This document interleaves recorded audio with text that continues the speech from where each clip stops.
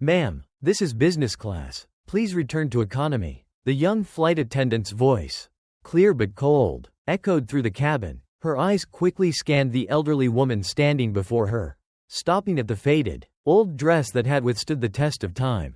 The simple attire seemed out of place in the luxurious, high-end setting. The woman, in her 70s, petite with a kind face, exuded a calm and unusual serenity. She did not respond, simply handing over her ticket in silence. However, this silence only further irked the flight attendant. "Do you understand what I'm saying? This is not a place for someone like you," she emphasized, raising her voice deliberately to draw the attention of other passengers. Eyes began to turn towards the elderly woman, some filled with curiosity, others with ridicule, and a few simply seeking entertainment during the long journey. A few quiet chuckles emanated from the surrounding seats. The woman remained still, her thin hands gripping the ticket tightly as if afraid it might be snatched away at any moment. Yet her deep eyes remained fixed on the flight attendant, unwavering. "Look at your dress," the attendant continued, now intentionally mocking. "An old, tattered dress like that, probably bought from a thrift store. I'm afraid it doesn't even cost as much as a meal in this cabin." The woman blinked as if the words did not hurt her, but her hands holding the ticket trembled slightly, the knuckles white from gripping too hard.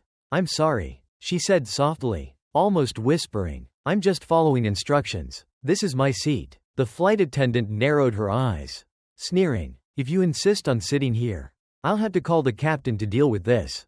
And believe me, the outcome won't be pleasant." Around them, laughter erupted, and some people even took out their phones to record the scene. Still, the woman did not move. Her eyes now gleamed with a strange resolve, a mix of patience and an underlying strength. "Fine." The flight attendant's voice hardened, her smile full of challenge. "We'll let the captain decide. I'll show everyone who's really at fault here." She turned and walked away, unaware that every step was leading her into a storm she never expected. The flight attendant quickly headed to the end of the cabin where the intercom was to call the captain. Her face bore a look of self-satisfaction mixed with disdain. She felt she had done the right thing, protecting the exclusivity of business class, meant for those who deserved it. "What a nuisance," she muttered while dialing. "Someone in an old dress like that can't possibly sit here. She must have bought an economy ticket and sneaked up here." Meanwhile, the atmosphere in the cabin grew tense. Some passengers appeared annoyed, not out of sympathy for the woman, but because their sleep or work had been interrupted. A man in an expensive suit nearby sighed in irritation. "Why don't they just resolve this quickly? Such a waste of time." Another woman, dressed elegantly, glanced at the elderly woman and whispered to her companion, "The flight attendant is right. Look at that dress. She's bringing down the whole business class." The elderly woman, however, remained quietly seated, her old dress with frayed seams draped over her small frame. Her eyes, though weary, retained a strange tranquility, as if she was accustomed to such judgmental gazes. Just a few minutes later, the door between the business class cabin and the cockpit opened, and the captain stepped in, a tall, middle-aged man in a neat uniform. His stern eyes scanned the cabin before stopping at the elderly woman. "What's going on here?" he asked, his voice deep and authoritative. The flight attendant quickly stepped forward and lowered her voice, whispering, "Captain, this woman doesn't have a business class ticket, but she's sitting here. I've asked her to return to her correct seat, but she refuses to cooperate." The captain frowned and approached the woman. He stood tall before her, looking down with a stern gaze. "Do you have a ticket for this seat?" he asked, his voice firm. The woman did not respond immediately. She slowly opened her old bag and took out a crumpled plane ticket. Her hands trembled as she handed the ticket to the captain, but her eyes remained calm. The captain took the ticket and quickly checked the information, but as soon as his eyes landed on the seat class, his eyebrows furrowed, his expression shifted from surprise to confusion and then to fear. A deadly silence enveloped the business class cabin. The flight attendant, standing right next to him, tried to peek over his shoulder, confused by his reaction. "Is something wrong?" she asked hesitantly. Without answering, the captain turned to the woman, his stern eyes now filled with remorse and shock. He lowered his head and almost stammered as he spoke. Ma'am, you are the founder of this airline." Those words thundered through the business class cabin. Some passengers gaped, and a few stopped recording. The atmosphere became so heavy it was hard to breathe. "The founder?" the flight attendant repeated, her voice trembling. She turned to look at the elderly woman, who now sat quietly, but her eyes were no longer gentle. They were sharp and cold, full of authority. "Ma'am," the captain continued urgently, "I truly didn't know you were on this flight. Please forgive our rudeness." The flight attendant now stood frozen. She began to realize her mistake but didn't know how to salvage the situation. She stammered, I didn't know who you were." The elderly woman spoke softly, but her voice echoed through the cabin like a judgment. "If I were not the founder, do you think it's right to insult me?" The entire business class fell silent. The passengers who had mocked her earlier now lowered their heads, avoiding her gaze, but she didn't care about them. She looked straight at the flight attendant, waiting for an answer. The flight attendant couldn't say anything more. Her legs trembled as if they could no longer support her. She realized that her mocking words and disdainful actions had left an indelible stain. The storm had just begun. Business class fell into a heavy silence, as if the entire space had been drained of air. Bewildered eyes darted between the captain, the flight attendant, and the elderly woman. The elderly woman sat quietly, her hands on her lap, her eyes unwavering. Her calmness was like a sharp blade cutting through the tense atmosphere. The captain, who once held the highest authority on the flight, now stood bowing before her. "Ma'am, I sincerely apologize. This is our fault, and I take full responsibility." She didn't reply immediately. Instead, she slowly stood up, her old dress still fitting snugly around her small frame. But every step she took seemed to shake the entire cabin. "What is your name?" she asked the flight attendant, her voice gentle yet as sharp as a knife. The flight attendant jolted, not daring to lift her head. My name is Anna," she stammered, struggling to get the words out. "Anna," the elderly woman repeated, as if etching the name into the air. "Anna, what gives you the right to insult me or any other passenger?" "I didn't know you were." Anna tried to defend herself, but her voice grew smaller, as if she knew her excuse was insufficient. "You didn't know who I was. But that gives you an excuse to look down on me? If I were just an ordinary person, would you think your actions were justified?" Her voice was sharp, each word striking Anna's conscience like a hammer. The other passengers began to fidget. Some who had laughed or recorded the scene now looked down, their faces flushed with shame. A man who had initially been annoyed by her presence now spoke up, his voice hesitant. "I am sorry for not intervening sooner. I truly didn't know who you were."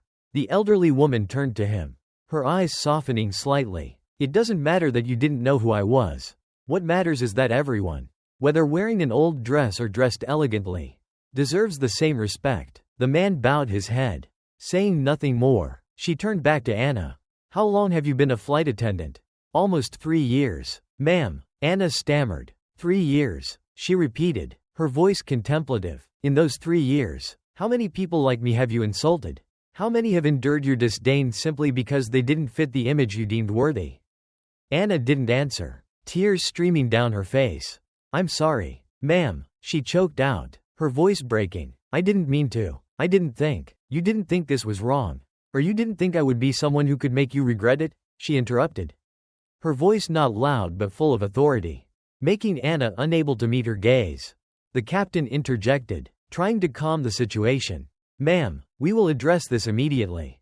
Flight attendant Anna will be suspended as soon as the flight lands. We promise to take appropriate action."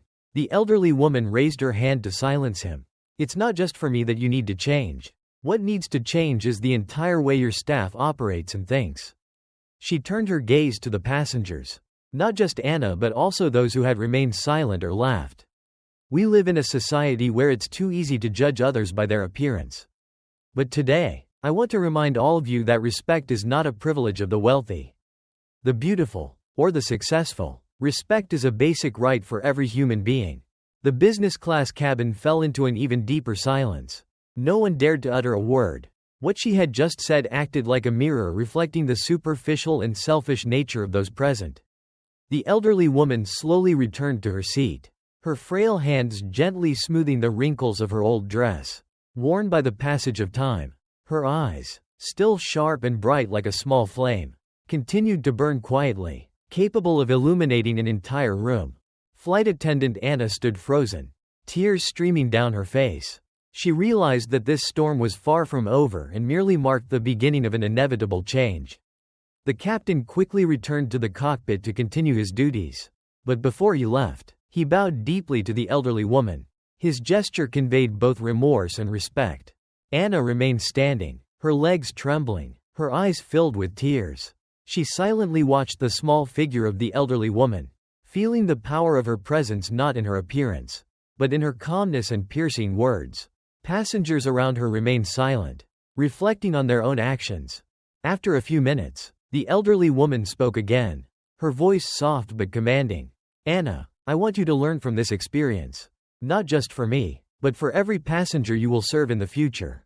Remember, respect is the foundation of all human interactions." Anna nodded, her voice barely audible. "I will, ma'am. I'm deeply sorry." The elderly woman gave a small nod and sat back in her seat. Closing her eyes, the cabin slowly returned to a semblance of normalcy. But the impact of the incident lingered. The lesson in respect and humanity left an indelible mark on everyone present. Gradually returning to her seat, the atmosphere in the cabin remained thick with tension. Some people glanced at the elderly woman, no longer with mocking eyes but with a mix of respect and shame. "Ma'am," Anna stammered, her voice so soft that the elderly woman could not hear. Taking a deep breath, Anna tried to regain her composure and stepped closer. "Ma'am, I am truly sorry. I didn't know who you were. And I didn't mean to hurt you." The elderly woman slowly looked up at her. "Are you apologizing because you didn't know who I was or because your actions were wrong?" The question left Anna speechless. She didn't know how to respond. The words of defense stuck in her throat. And she could only stand there, head bowed in silence. "Do you know what pains me the most?" the elderly woman continued in a soft and calm voice. "It's not the words you said, but the fact that you fully believed you had the right to say them just because I wore an old dress." The nearby passengers listened intently, even though they tried to appear as if they were looking elsewhere. A young woman sitting close by suddenly stood up, her voice slightly trembling but sincere. "Ma'am, I also apologize. Earlier, I laughed. I thought it was funny. But now I realize I was wrong. I shouldn't have remained silent or laughed like that." The elderly woman turned to her, her gaze softening. She nodded gently. "Thank you. Recognizing a mistake is the first step to correcting it." Those words spread like wildfire. One by one, other passengers stood up to apologize for their indifference, their silence, or even their earlier laughter. Flight attendant Anna began to cry. This time, it wasn't out of fear or anxiety, but genuine remorse. She bowed so deeply it seemed she might collapse. "Ma'am, I know I was wrong. I will accept any punishment. But please believe me, I didn't intend to hurt anyone. I just wanted to do my job well. But clearly, I failed." The elderly woman looked at her for a long time, her eyes no longer angry but contemplative. Finally, she spoke. "Mistakes do not define who you are, Anna, but how you correct them will." The cabin gradually quieted down, but the heavy feeling lifted. Instead, there was a gentle yet profound awakening. Everyone, whether rich or poor, powerful or ordinary, realized that respect is not a luxury but a basic value. The flight continued, but the story was not over. Anna quietly returned to her work area, not daring to look up at the passengers. From that day on, she knew she had to change, not just for her career but for herself. The elderly woman returned to her seat, her hands resting on her old dress. Though the dress had absorbed many disdainful glances and hurtful words, it remained her greatest pride. Outside, the sky was a deep blue as the plane continued to glide through the clouds, carrying not only people but also deep lessons that would be remembered forever. When the plane landed, the evening sun was setting on the horizon. Passengers gradually disembarked, but the air in the business class cabin still lingered with confusion and embarrassment. No one wanted to look directly into the eyes of the elderly woman they had unintentionally or directly insulted. Flight attendant Anna stood silently by the aisle, avoiding the gazes of others. The tears had dried on her face, but inside, she felt a storm of emotions. She felt small and insignificant in front of the elderly woman, the person you once looked down on just because of their simple appearance. "Anna," the captain's voice made her jump. He approached with a stern face but his eyes were softer. "Prepare yourself. The board will review your case after my report. But before that, I hope you will think carefully about everything that happened today." Anna bowed her head slightly. Not saying a word, the captain turned back to the elderly woman and bowed deeply once again as an apology. She didn't say anything, just nodded gently before leaving the plane with slow but steady steps.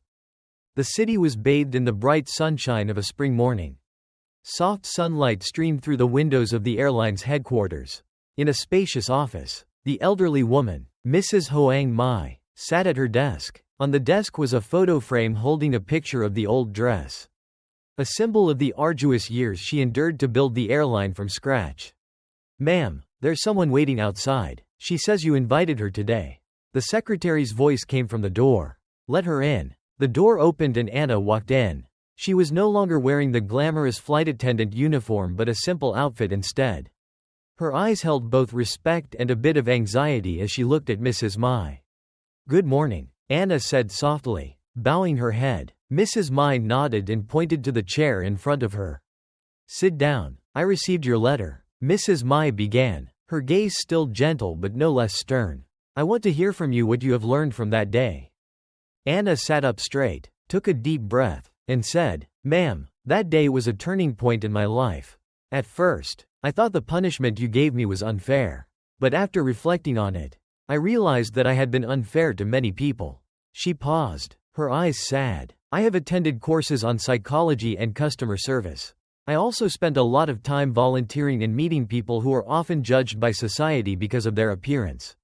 I realized that everyone deserves respect, not because of who they are, but simply because they are human." Mrs. Mai was silent for a long time before she finally nodded. "Good. You have understood the most important thing, ma'am," Anna said, her eyes determined. "I'm not asking for your forgiveness. I just want a chance to prove that I have changed."